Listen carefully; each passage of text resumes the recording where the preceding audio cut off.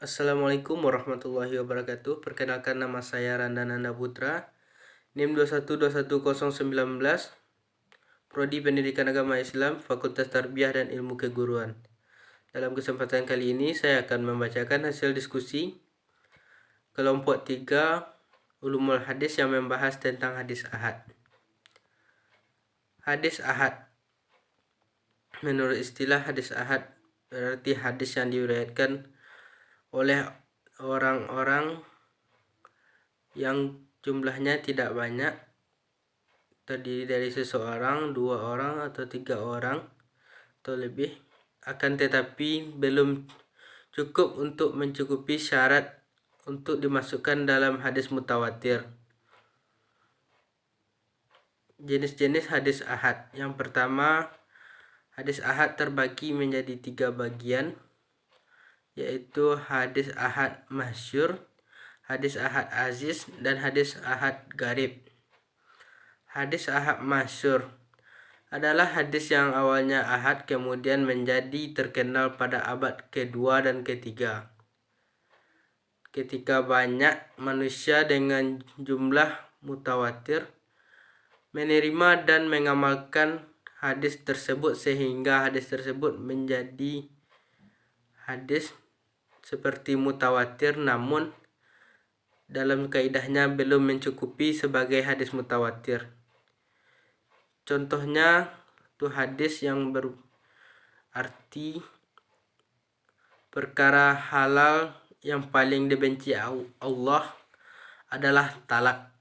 Hadis riwayat Abu Daud.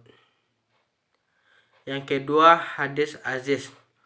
Hadis aziz adalah suatu hadis yang diriwayatkan oleh minimal 2 orang, 2 sanad yang berlainan rawih. Hadis yang diriwayatkan oleh lebih dari 1 orang perawi pada asal sanadnya. Contohnya, suatu hadis yang berbunyi dengan arti, sesungguhnya Rasulullah SAW bersabda, "Tidaklah kalian beriman sampai aku menjadi yang kalian cintai melebihi kedua orang tuanya, anaknya, dan semua manusia." Hadis riwayat Bukhari dan Muslim. Yang ketiga, hadis garib merupakan salah satu jenis hadis yang berada di bawah rumpun hadis. Seluruhnya diriwayatkan oleh sejumlah perawi yang tidak mencapai syarat jumlah perawi dalam hadis mutawatir. Kata garib sendiri bermakna asing atau sendiri. Contohnya, sesungguhnya sesempurnanya amal tergantung pada niatnya. Ketiga, hukum hadis ahad dan sumber daya. Hukum hadis ahad, walaupun ulama berbeda pendapat dalam hal menetapkan status urut untuk hadis ahad yang sahih, namun mereka berpendapat bahwa hukum mengamalkan hadis ahad adalah wajib diamalkan kecuali untuk hal-hal yang berhubungan dengan akidah. Dengan demikian, hadis ahad sahih dapat dijadikan hujah dalam masalah akidah. Yang kedua, sumber daya kedudukan hadis.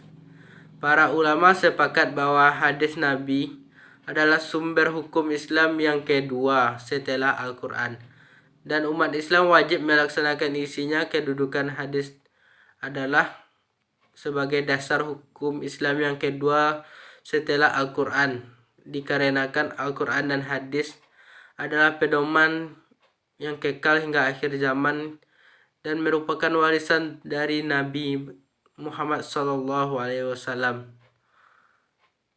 Sekian, wassalamualaikum warahmatullahi wabarakatuh.